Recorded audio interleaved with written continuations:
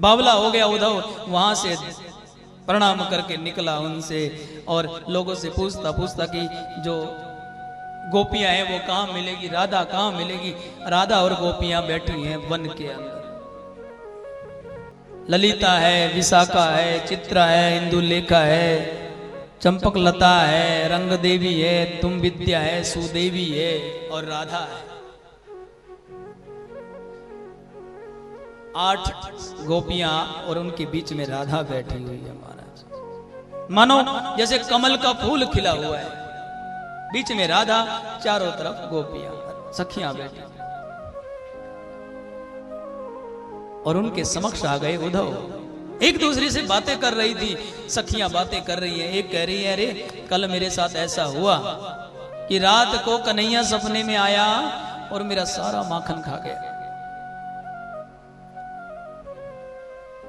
मेरे को बड़ी खुशी मिली जब मेरा माखन खा कर गया।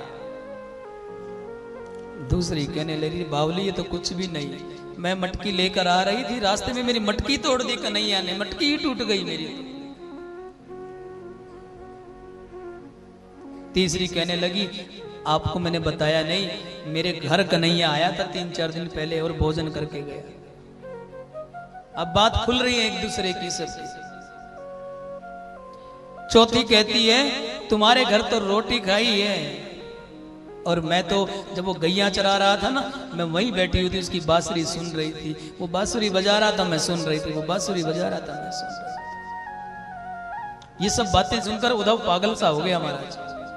इतना पागल, सर नोचने लगा। आप क्या पागल पागल की बातें कर रही हैं, कन्हैया कन्हैया, लल्ला लल्ला, क्या पागलों जैसी बातें कर रहे हैं।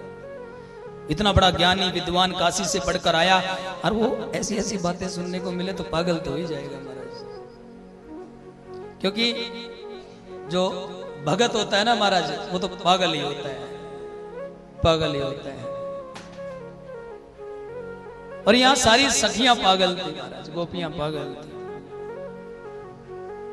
एक कहने लगी, अरे मैं तुझे क्या बताऊं, लल्ला अभी बीमार हो गया था कुछ दिन पहले, तो उसने जिद कर ली कि जब तक मैं नहीं आऊंगी वो दूध नहीं पिएगा, माखन नहीं खाएगा, रोटी नहीं खाएगा। मैं गई तो मैंने उसको माखन और दूध रोटी खिलाई।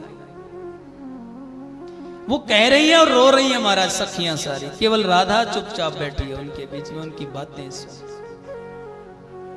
उद्धव ने उनसे उनको जाकर कहा कि मैं द्वारिका नगरी से आया। अच्छा, द्वारिका से आए, आइए आइए आइए, आपका स्वागत। द्वारिकाधीश ने आपके लिए पत्र दिया है। ऐसे पत्र को उनकी तरफ करता है तो सारी सखियां झपट पड़ती हैं पत्र पर, एक दूसरी खींचती हैं अपनी तरफ, एक एक टुकड़ा सबके पास चला जाता है महाराज। पत्र फट जाता है, एक टुकड़ा इस कोने में लेकर एक बैठ गई, एक इस तरफ बैठ गई, एक उस तरफ बैठ गई, एक उस तरफ बैठ गई।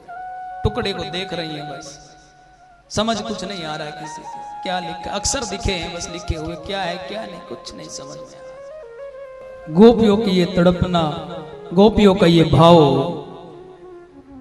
गोपियों की ये भक्ति जब उद्धव ने देखी महाराज तो उद्धव पागल सा हो गया, बाल नोचने लगा, उसके अंग वस्त्र इधर उधर गिर गए महाराज।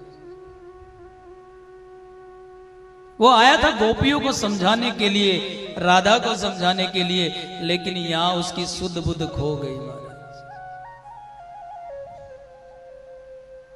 जहां भक्ति होती है ना, जहां प्रेम भक्ति होती है, वहां व्यक्ति को कुछ सूझता ही नहीं है महाराज, कितना बड़े ज्ञानी क्यों ना हो।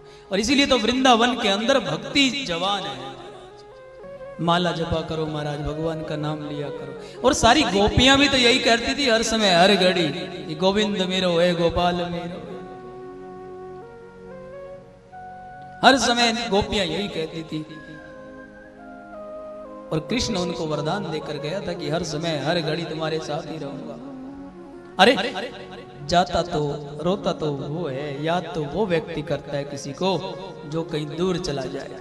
याद तो वो करता है महाराज जो दूर चला जाए कहीं। जो हमेशा ही आपके दिल में है, हमेशा ही उनके दिल में रहते थे, वो दूर थोड़ी है, वो तो पास ही है महाराज, अंदर ही है। वो कहाँ चले गए? ये तो आपकी सोच पर निर्भर करता है महाराज, आपकी सोच पर निर्भर करता है कि वो दूर है कि पास है, आपकी सोच पर निर्भर करता है। गोपियां ये सोचती नहीं थी कभी भी कि कृष्ण दूर चला गया, वो तो यही सोचती थी कि हरदम हमारे साथ है, हमारे पास है, यही सोचती थी। और राधा कभी रोई नहीं महाराज। कृष्ण भगवान ने कहा कि रोना नहीं है, तो वो रोई नहीं, चुपचाप बैठी। उद्धव कहने लगा कोई संदेश देना हो तो दीजिए।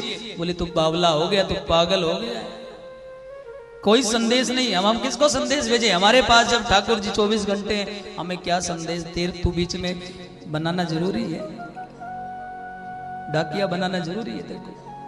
हमारी जब सीधी बात होती है तो हम सीधी बात नहीं कर सकते, बीच में डाकिया जरूरी है क्या महाराज? नहीं है, सीधी बात कर सकते।